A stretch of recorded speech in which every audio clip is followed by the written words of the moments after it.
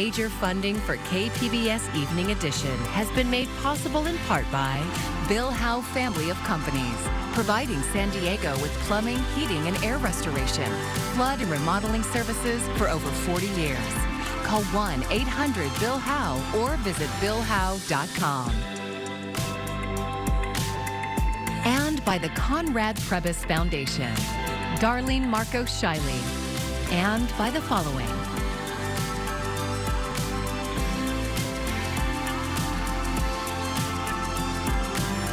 And by viewers like you. Thank you.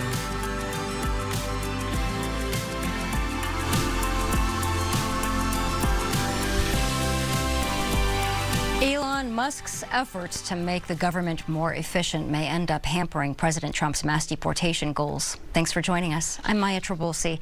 Almost 50 immigration judges have resigned or been fired since Trump took office. Immigration lawyers tell KPBS reporter Gustavo Solis that San Diego's court is already impacted. I have seen from some judges a sense of urgency about having cases resolved quickly. They keep talking about how our docket's about to be very, very full. David Landry is an immigration lawyer here in San Diego, and he's worried about recent firings and resignations prompted by the Department of Government Efficiency. San Diego had 11 immigration judges before Trump took office in January. Now, that number is down to 8. The courts have also lost support staff, like IT professionals. So when the judges have problems with technology, and they do almost every day, there's no one to turn to. Matthew Biggs is president of the union that represents immigration judges and other federal employees. That first round of firings just sent a message to the immigration judges that, hey, your job's not safe. He points out a backlog of more than 3.7 million cases in immigration court. And fewer immigration judges, ironically, will make it more difficult for Trump to achieve his mass deportation goals. Where the Trump administration says they're trying to solve this problem on the one hand, they're making it more difficult to solve that problem on the other by firing these judges and these support staff. The Department of Justice, which oversees the immigration court system, did not respond to a request for comment. Gustavo Solis, KPBS News. President Trump has issued a proclamation invoking the Alien Enemies Act. The 18th century law has been invoked 3 times before, most recently as a justification for some internments during World War II. Ivan Rodriguez reports on how the president is using the law now. The Trump administration is using a sweeping wartime authority to quickly deport some migrants whom the U.S. has accused of being affiliated with the Venezuelan gang Tren de Aragua. Professor David Super says there are specific instances when the Alien Enemies Act can be legally invoked. The Alien Enemies Act says that when the United States is in a declared war with another country, that the president may order nationals of that country removed from this country. President Trump's proclamation states that Tren de Aragua, which his administration designated as a foreign terrorist organization, is, quote, perpetrating, attempting, and threatening an invasion or predatory incursion against the territory of the United States.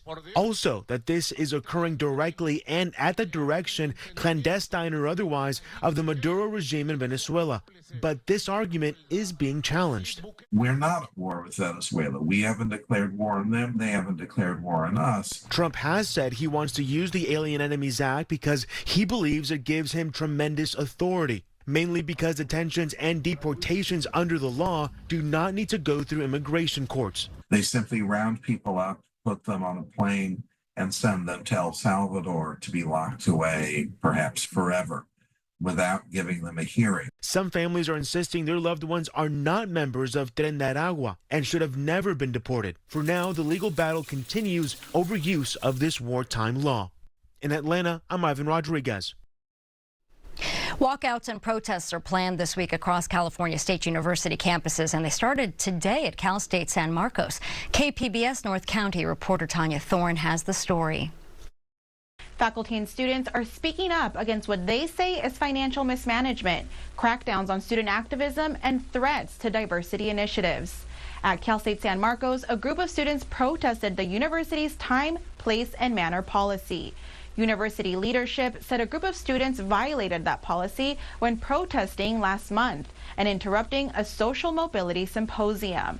Jaylene Ivester is with Students for Quality Education. She says they rallied today for a change in the policy. Currently, we're protesting against the time, place, and manner policy, which was implemented following the pro-Palestine encampments across the U.S. The TPM was leveraged against 4 students and 2 non-students, 2 community organizers, as a way to keep them silent after they asked and requested the CSU to specifically protect undocumented students against ICE and ICE on campus. In a statement, Cal State San Marcos said the university supports free speech and peaceful protests, but when a student group disrupts the free speech or safety of others, it is considered a violation. Iverson says CSUSM isn't the only campus where student activists are feeling attacked by university leadership. More walkouts and protests are planned this week in Los Angeles, Orange County, and Sacramento. Reporting from the KPBS North County Bureau, Tanya Thorne, KPBS News. Clear skies mostly for the area tonight as we look at the city getting down to 56 degrees. Could be some low clouds starting to drift in right towards the immediate coast, but they'll be very limited as we await a bit of a cool down. A few folks get it as we head into tomorrow. More we'll see it as we work our way into Wednesday. I'll have the full forecast ahead. An amendment to a state bill aimed at improving environmental health conditions in the South Bay sparked protests from residents. State Senator Steve Padilla announced changes to SB 594 today. It would use toll money from the Otay 2 crossing for repairs to the South Bay International wastewater treatment. It would also require agencies to hold public hearings when a new landfill development is proposed. Our media partner KGTV spoke to residents who feel the toll is another tax on something that they are not responsible for. I would like to see Tijuana held accountable for anything. Why? Like I said, why are they just allowed to dump billions and billions? You go down to the river mouth where it comes out, it's just gushing constantly. Why isn't that like backed up back into Tijuana so they can deal with it? Why is it our responsibility? And the toll would only apply to shipping and commercial drivers. State Senator Padilla did not say how much the toll would cost. Across the country, approval for Democrats is very low. KPBS's Amitha Sharma spoke to our local congressional delegation about how they are trying to reach voters. Congressman Vargas, a CNN poll found that only 29% of Americans hold a favorable view of the Democratic Party. I think an NBC poll showed those numbers at 27%. People believe the Dems have no fight, they have no game. What's your take on these numbers? I'm surprised it's that high. No, you know, the truth of the matter is people are angry right now, and they're angry at the Democrats. They don't think we're doing enough. We have to push back harder. But I think one of the frustrations that people have really is with politics in general, and that is they don't feel like the politicians and government's doing anything for them. But one of the things I think as Democrats we have to do a much better job is listen to people. Go out there and listen to your constituents. You know, what they want, what they need, what their desires are. I think that that's important. Listen to what they say. I have to say, I did fairly well in my district. I always do well because I try to listen to them. The Trump administration and the GOP, with the help of the Heritage Foundation, have Project 2025. Why doesn't the Democratic Party have a blueprint like that for its vision? If you're a millennial, we've lived in the shadow of the forever wars our whole adult lives. We graduated college during the Great Recession, right as things were getting better, COVID happened. Of course, we don't trust institutions or people in power to look out for us because that hasn't been our experience. And then what I hear from my peers is that they were given a choice of like, okay, change everything, maybe not exactly how we want, but at least some change, or keep things the same. And it was hard for them to choose that, right? And so I think what we need as a Democratic Party and what we need to do as leaders is put forward an affirmative agenda. Here's what we want this country to look like, and here's how we're going to get there, and here's how it's going to make your life better. Now, you've actually made a point to reach out to younger audiences. You've produced these Get Ready With Me TikTok videos, which were the target of some mockery this week by Jon Stewart. What was the thinking behind producing these videos, and what kind of response have you gotten from the public? Yeah, and no offense to Jon Stewart, but he is not my target audience here. I'm happy to teach him how to do eyeliner if he would like. But look, what we found in a lot of the research around this election is, right, if you watch cable news, if you read the newspaper, you voted for Democrats. Even if you say you follow social media to get your news, it was like a tie. The people that we lost are the people who say they don't follow politics at all, they don't feel engaged at all, and they don't want anything to do with politics. And so to me, as one of the younger members, I'm trying to find new creative ways to reach out to those people. You've been out there talking to constituents. You held a town hall. Should Democrats hold town hall meetings in red districts? For instance, I know Congressman Issa has not held a town hall. Would you consider holding one in his district? Well, we just had our 121st town hall in our district, and I was shocked that the head of the Republican Congressional Committee told all the members don't do town halls, because at the end of the day, if you're not interested in listening to your constituents and showing up, I think you should find a different line of work. But would you hold a town hall in Congressman Issa's district? Well, I think plenty of my colleagues are going to do that. I'm going to stay focused on my district and doing the work that I need to do, because I have a lot of very exuberant constituents that want to be heard from. And that's my top priority, will continue to be. Congressman Vargas, there is this perception, a feeling that the Trump administration and its agenda is unstoppable, even if laws and norms are broken. Is that a valid perception? No, I don't think so at all. In fact, one of the things I think you're going to see is that they're going to fall on their face pretty hard pretty soon. These guys don't know how to run the government. I mean, they got involved because they hate the government. And you're seeing that all over the place where they're closing things down. Well, people are going to understand pretty soon, wow, I didn't know it affected my Social Security. I didn't know it affected, my health care. I didn't know it affected the VA. I didn't know it affected the roads. Everyone's going to find out that these guys don't know how to run the government. Congresswoman Jacobs, if threatened cuts to Medicaid, Medicare, and Social Security go through, the funding and focus of university scientific research is changed dramatically, and curriculum in public schools is reshaped.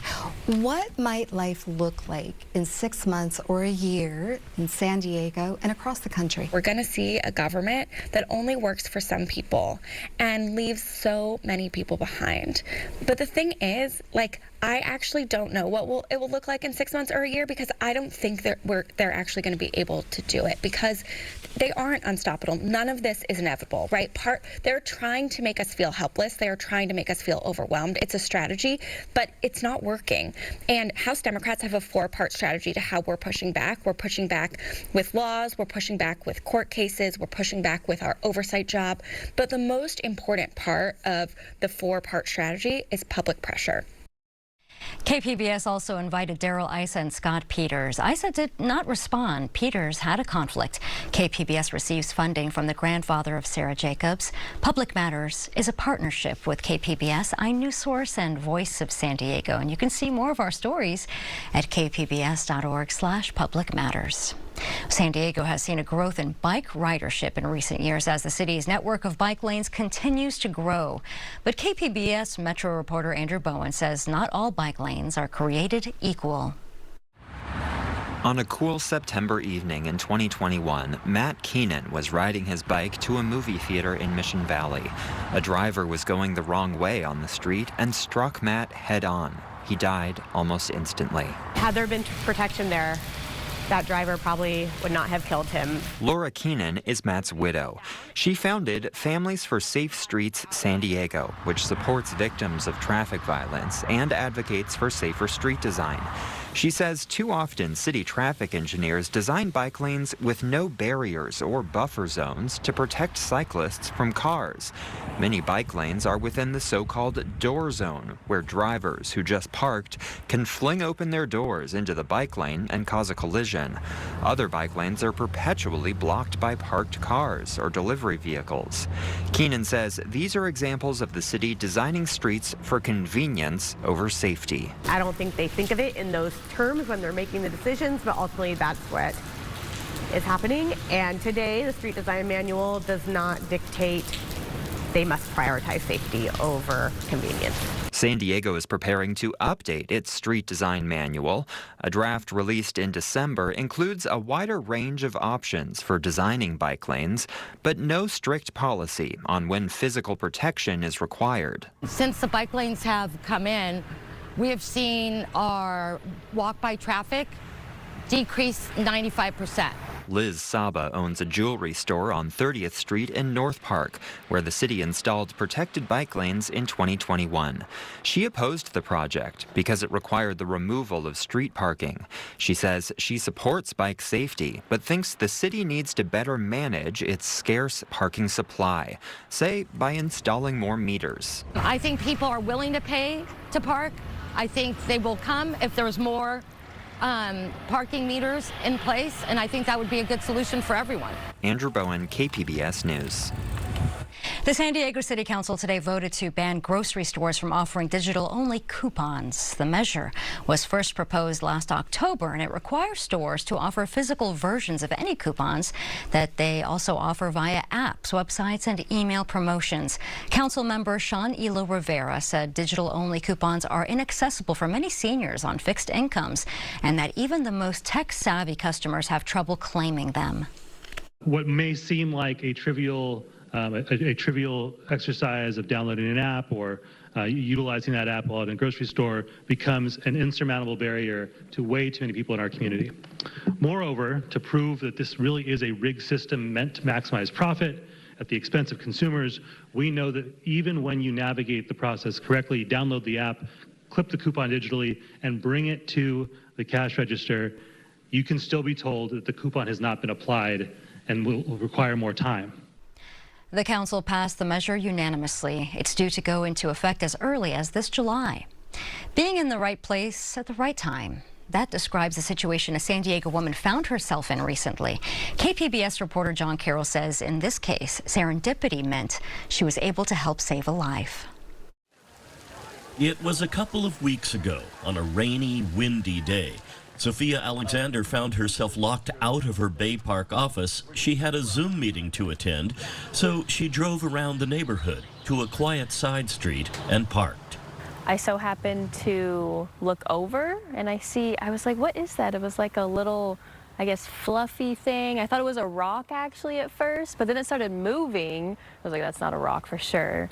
For sure, it was not a rock. Alexander switched from Zoom to her camera, and this is what she saw. I saw like a breathing pattern happening with this little fluffy guy. So I was like, is that like a bird? And it kind of resembled, I guess, an owl. I was like, is that a baby owl? That's exactly what it was, a baby owl, a nestling. It had fallen out of its nest. Alexander says she called her supervisor, who told her not to worry about work to make sure the owl was okay. Meantime, the weather was taking a turn for the worst. She knew she had to do something, but she didn't want to scare the bird, so she went from camera to phone and called the San Diego Humane Society. They arrived about 20 minutes later. So I made sure to stay here until they came to pick him up just to make sure he was good. The nestling was brought here to the Humane Society's Wildlife Center, where it got a thorough looking over. We take in sick, injured, and orphaned wildlife, so anything from an orphaned baby squirrel or possum to raptors that get hit by cars, Chantal LaRose is the wildlife operations manager here. After determining the baby bird was okay, they wanted to get it back home as quickly as possible. The nest was located right above from where Sophia Alexander found the nestling. Once we established that the nest was active, that the parents were still around, we got in contact with West Coast arborists. West Coast arborists are indispensable when it comes to re-nesting birds. They have a cherry picker. It's the only way that we could reach the nest. It's like 50 feet in the air. The arborists saw that the nest was on the small side and there were already 2 nestlings in it. So they expanded the size of the nest and put the nestling back in. Back at the scene of the fall, and we saw the Humane Society had posted this notice informing people of the nest. And when we looked up, there she was, Mama Owl and one of the nestlings, and us humans down below, who hope the next time these babies leave the nest, they don't fall, but fly. John Carroll, KPBS News.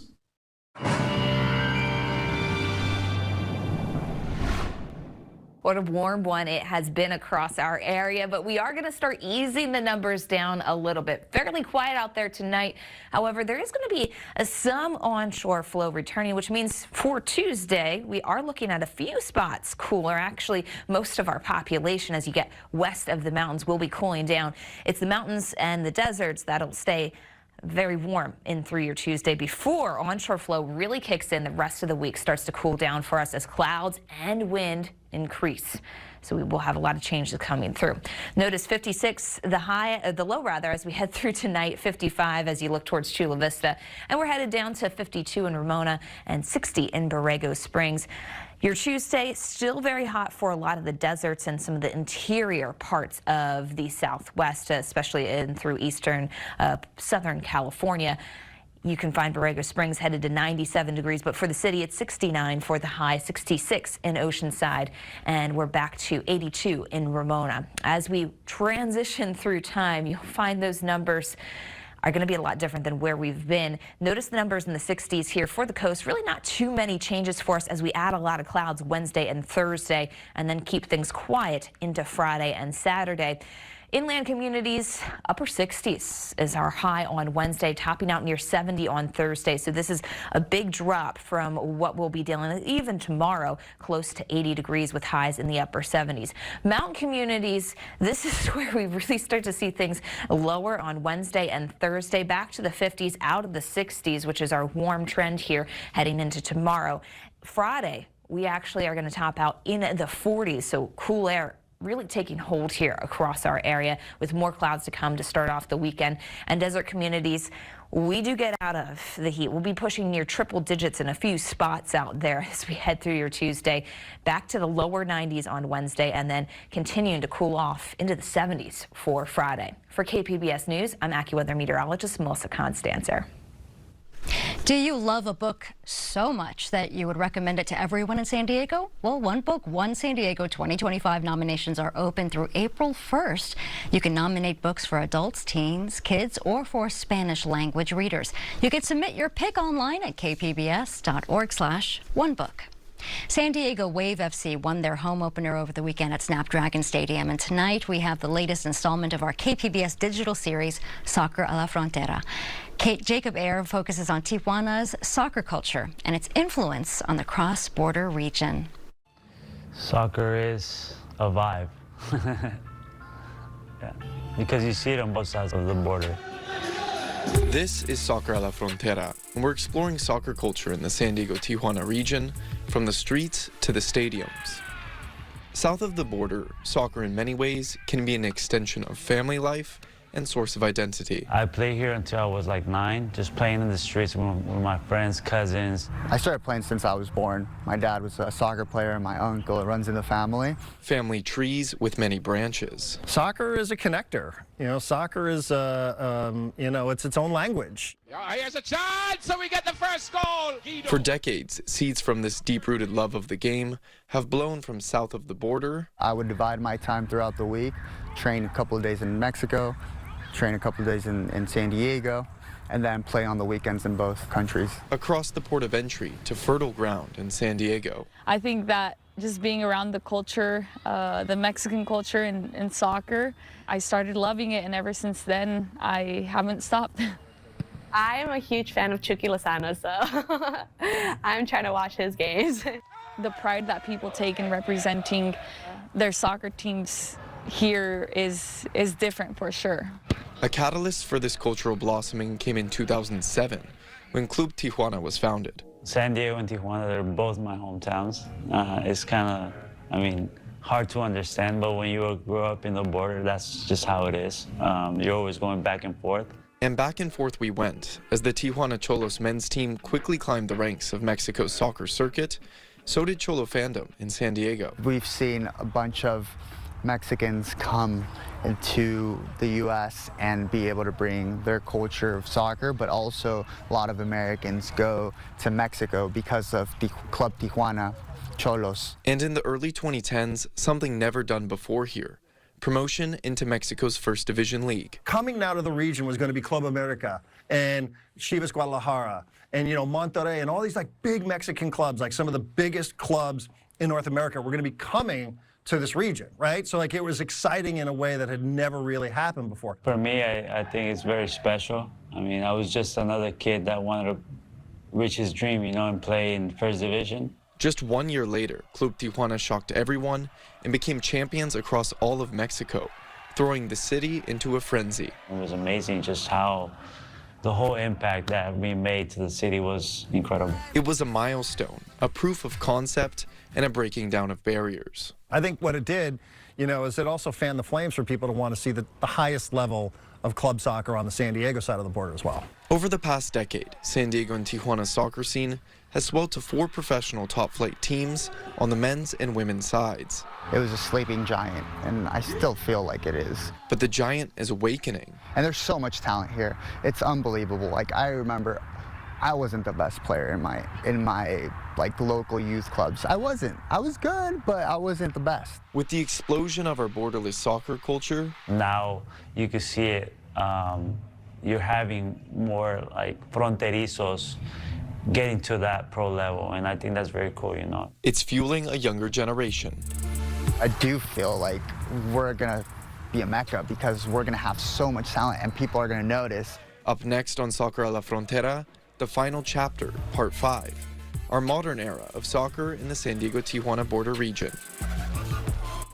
And that story was produced by Jacob Ayer. You can watch the first 4 episodes in the series at kpbs.org/soccer a la frontera. And to stay tuned for the final episode, which is on next week. Here's a look at what we're working on for tomorrow in the KPBS newsroom. The genetic testing company 23andMe declared bankruptcy. NPR's Morning Edition breaks down what users need to know about their data. And KPBS Midday Edition is discussing free speech on college campuses and the pro-Palestinian protests.